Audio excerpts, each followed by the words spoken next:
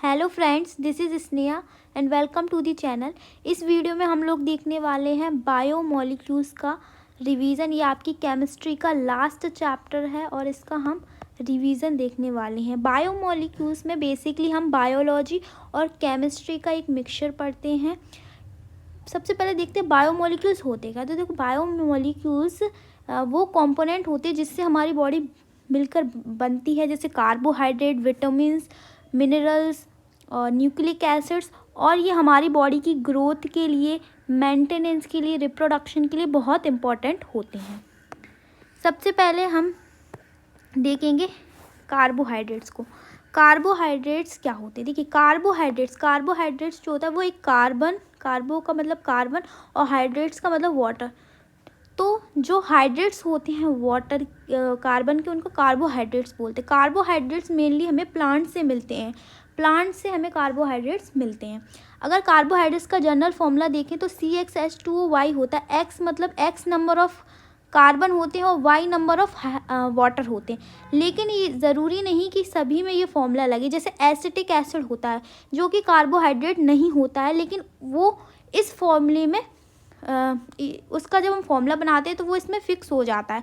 और एक हमारे पास जो है कार्बोहाइड्रेट होता है जिसका होता है रैमनोस, जिसका हमारा मॉलिक्यूलर फॉर्मूला होता है C6H12O5, जो इस फॉर्मूले में फिट नहीं होता है, लेकिन होता तो ये भी एक कार्बोहाइड्रेट है।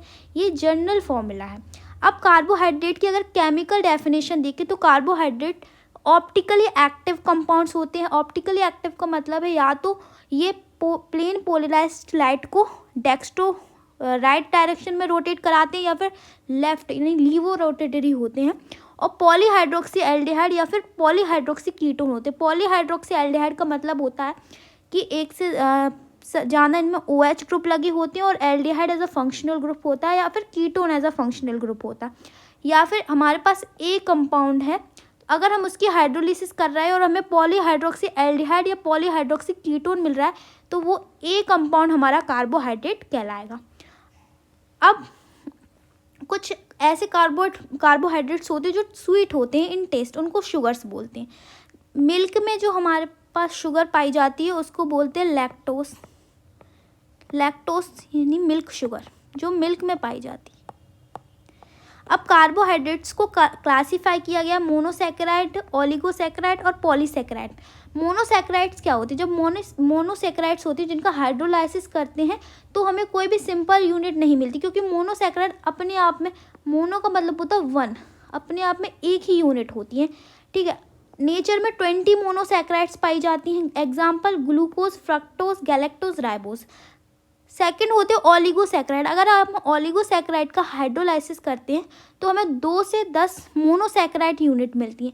अगर हमारे पास ए सैकेराइड है, उसका हमने हाइड्रोलिसिस करा तो हमें बी और सी मोनोसैकेराइड मिली। तो 2 मोनोसैकेराइड मिल रही है, इसीलिए इसको डाइसैकेराइड कहते हैं। 3 मिलेंगी तो ट्राई, इसी तरह 4 मिलेंगी तो टेट्रा। एग्जाम्पल है डाइसैकेराइड के। डाइसैकेराइड जो है वो हमारे सिलेबस में पहला एग्जाम्पल है सुक्रोज, माल्टोज, लैक्टोज। सुक्रोज का हाइड्रोलिसिस करते हैं तो ग्लूकोज और फ्रक्टोज मिलता है। माल्टोज का करते हैं तो दोनों हमें ग्लूकोज मिलते हैं। और लैक्टोज का हम हाइड्रोलिसिस करते हैं तो गैलेक्टोज और ग्लूकोज मिलता है। पॉलीसैकेराइड वो कार्बोहाइड्रेट्स होती हैं जिनका हाइड्रोलिसिस करने पर हमें 10 से ज़्यादा मोनोसैकेराइड मिले। Example starch, cellulose, glycogen, gums. और ये इन्हें नॉन शुगर्स भी बोलते हैं क्योंकि ये स्वीट नहीं होते इन टेस्ट। इसके बाद एक और क्लासिफिकेशन होता है रिड्यूसिंग शुगर्स क्या होती हैं और नॉन रिड्यूसिंग शुगर्स क्या होती हैं। रिड्यूसिंग शुगर्स वो होती हैं जो फेलिंग सॉल्यूशन और टॉलरेंट रिएजेंट को रिड्यूस कर देती हैं, उन्हें हम रिड्यूसिंग शुगर कहते हैं। और नॉन रिड्यूसिंग शुगर वो होती हैं जो फेलिन सॉल्यूशन और टॉलरेंट रिएजेंट को रिड्यूस नहीं कर पाती हैं। जितनी भी मोनोसैकेराइड्स होती हैं, ग्लूकोज, फ्रक्टोज, गैलेक्टोज, ये सभी रिड्यूसिंग शुगर्स होती हैं। अगर डाइसैकेराइड में देखो तो माल्टोस और लैक्टोस ये दोनों रिड्यूसिंग शुगर होती हैं, जबकि सुक्रोज जो होती है वो नॉन रिड्यूसिंग शुगर होती है, क्योंकि सुक्रोज में जो फंक्शनल ग्रुप होता है वो बॉन्ड जुड़ा हुआ होता है, तो वो फेलिंग और टॉलरेंट रिएजेंट को रिड्यूस नहीं कर पाती। और माल्टोस और लैक्टोस में फंक्शनल ग्रुप होते हैं, वो फ्री होते हैं इसीलिए। और पॉलीसैकेराइड की बात करें तो वो नॉन रिड्यूसिंग होती हैं। मोनोसैकेराइड अब दो टाइप में देख सकते हैं। अगर एल्डिहाइड ग्रुप है तो उन्हें एल्डोज बोलेंगे, कीटो ग्रुप है तो कीटोस बोलेंगे। अगर 3 कार्बन का है तो एल्डो ट्रायोस बोलेंगे, 4 कार्बन का है तो एल्डो टेट्रोस, इसी तरह कीटो ट्रायोस, कीटो टेट्रोस, एल्डो 5 कार्बन का तो एल्डो पेंटोस, और कीटोन ग्रुप लगा है तो कीटो पेंटोस, इसी तरह एल्डो हेक्सोस और कीटो हेक्सोस। यहाँ पे आपका ग्लूकोज जो होता है वो एल्डो हेक्सोस होता है, क्योंकि उसमें aldehyde as a functional group होता है और वो 6 कार्बन का होता है, इसलिए हेक्सोस बोलते हैं। और हमारा जो फ्रक्टोस होता है वो कीटो हेक्सोस होता है, क्योंकि उसमें कीटोन जो होता है फंक्शनल ग्रुप होता है और 6 कार्बन होते हैं। अब हम कार्बोहाइड्रेट को इन डिटेल पढ़ेंगे। देखिए, कार्बोहाइड्रेट हमको मेनली राइप ग्रेप्स में मिलते हैं, फ्रूट्स में मिलते हैं और हनी में मिलता है। अब देखिए, ग्लूकोज सबसे पहले बढ़ेंगे ग्लूकोज। तो ग्लूकोज एल्डो हेक्सोस होता है। स्ट्रक्चर की बात करें तो ये इसका स्ट्रक्चर होता है। सबसे पहले इसमें एक एल्डिहाइडिक ग्रुप लगा हुआ होता है, 4 सेकेंडरी एल्कोहलिक ग्रुप लगे हुए होते हैं और एक प्राइमरी एल्कोहलिक ग्रुप लगा होता है। ये इसका स्ट्रक्चर है। अगर हम बात करें ग्लूकोज को प्रिपेयर कैसे करें, तो ग्लूकोज को प्रिपेयर करने के लिए हम सुक्रोज की हाइड्रोलिसिस करते हैं एसिड की प्रेजेंस में, तो हमें एक ग्लूकोज मिलता है, एक फ्रक्टोज मिलता है। दोनों के मॉलिक्यूलर फॉर्मूला सेम है पर स्ट्रक्चर डिफरेंट होता है। स्टार्च का अगर हम हाइड्रोलिसिस करें एसिड की प्रेजेंस में तो हमें n नंबर ऑफ ग्लूकोज मिल जाते हैं। इस तरह से हम ग्लूकोज को प्रिपेयर कर सकते हैं। अब ये टेबल आपके लिए इम्पॉर्टेंट है। जैसे हमने ग्लूकोज पर HI डाला और हीट की तो हमें N हेक्सेन मिलता है, जिससे हमें पता चलता है कि हमारे ग्लूकोज में 6 कार्बन जो है वो स्ट्रेट चेन में जुड़े हुए होते हैं। अगर हम हाइड्रोक्सिल अमीन डालें या फिर हाइड्रोजन साइनाइड डालें तो वो हाइड्रोक्सिल अमीन डालेंगे तो ऑक्सिम मिल जाएगा, क्योंकि ग्लूकोज एल्डिहाइड है और एल्डिहाइड वाले चैप्टर में हमने देखा था कि हाइड्रोक्सिल डालते तो ऑक्सिम मिलता है और हाइड्रोजन साइनाइड डालेंगे तो साइनोहाइड्रिन मिल जाए। इससे क्या पता चलता है कि जो है कार्बोनिल ग्रुप है ग्लूकोज में। अगर ब्रोमीन वाटर से ऑक्सीडेशन करा देते हैं तो ग्लूकोनिक एसिड मिल जाता है, इससे पता चलता है कि एल्डिहाइडिक ग्रुप लगा हुआ है। अगर HNO3 से ऑक्सीडेशन करा देते तो सैक्रिक एसिड मिलता है, इससे पता चलता है कि एक जो है इसमें प्राइमरी अल्कोहलिक ग्रुप भी लगा हुआ है। अगर एसिटिलाइजेशन करा देते हैं एसिड एनहाइड्राइड से तो ग्लूकोज पेंटा एसीटेट बनता है, जिससे पता चलता है कि 5 OH ग्रुप लगे हुए, क्योंकि हमने अल्कोहल चैप्टर में पढ़ा था कि अल्कोहल का अगर एसिड एनहाइड्राइड से रिएक्शन कराते हैं तो एसीटेट बनता है। यहाँ पे पेंटा यानी 5 एसीटेट बनना है, यानी 5 OH ग्रुप लगे हुए हैं। इसके बाद ग्लूकोज जो है वो शिफ्ट टेस्ट नहीं देता है और NaHSO3 यानी जो सोडियम सल्फाइड होता है बाईसल्फाइड उससे रिएक्शन नहीं करता है। और पेंटा एसीटेट से अगर ग्लूकोज के जो पेंटा एसीटेट होता है वो जो है हाइड्रोक्सिल अमीन से रिएक्शन नहीं करता है।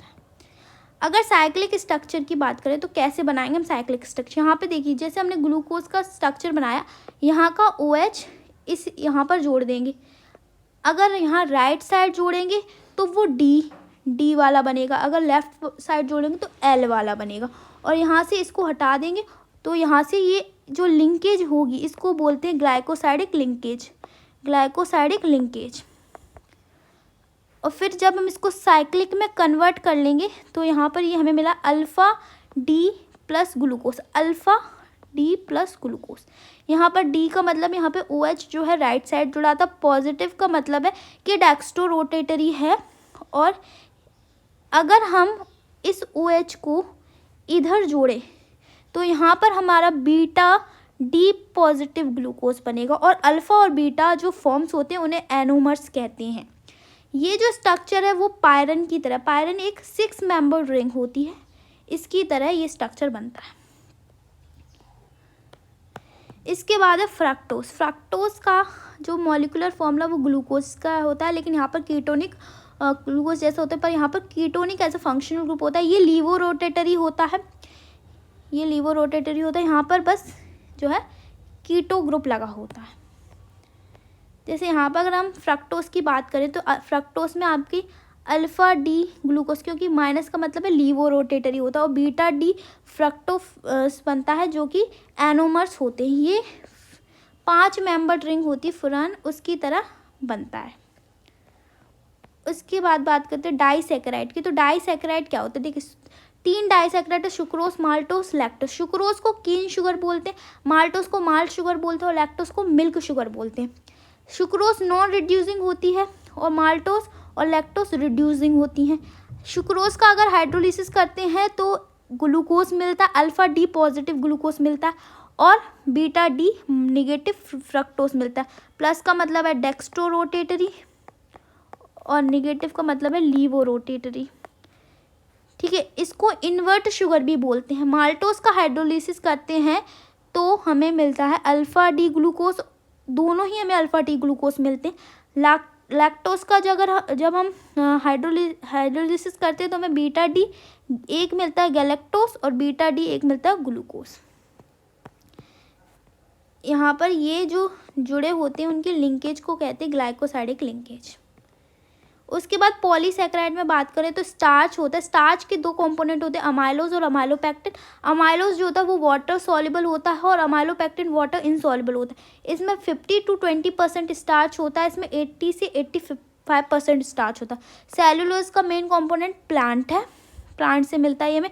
ग्लाइकोजन जो होता है वो एनिमल बॉडी में स्टोर होता है, इसे एनिमल स्टार्च भी कहते हैं क्योंकि इसका स्ट्रक्चर जो होता है वो अमाइलोपेक्टिन जैसा लगता है और ये लीवर, मसल्स और ब्रेन में पाया जाता है। नेक्स्ट पार्ट हम इसका देखेंगे जिसमें हम प्रोटीन कवर करेंगे, विटामिन और न्यूक्लिक एसिड को।